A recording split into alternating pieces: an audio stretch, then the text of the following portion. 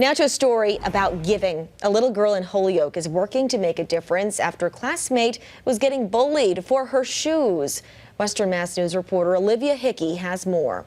Days before Christmas, Autumn Starks is putting her best foot forward. One of my classmates were getting bullied about her shoes, and I felt like it wasn't right. She started a shoe drive to collect shoes for people in need. Her living room overfilling with shoes in different colors and sizes. Jordans and Converse and Timbs. The collection is a proud mom moment for Raven Torres, who recruited family members to keep up with the community's generosity. Pretty cool. She's a good kid. She has a good heart.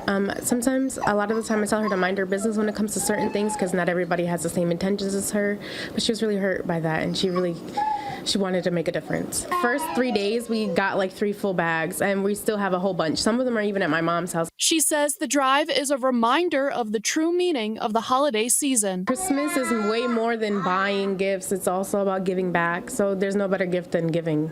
Just encourage your kids to be better people. It's not always about material things. There's so much more to life than material things. Yeah. And Autumn hopes to promote kindness. Stop the bullying because you don't know what people could do to themselves.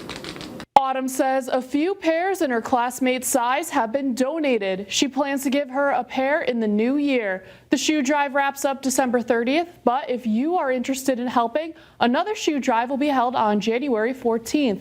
We will have those details on our website, westernmassnews.com. Reporting for Western Mass News, I'm Olivia Hickey.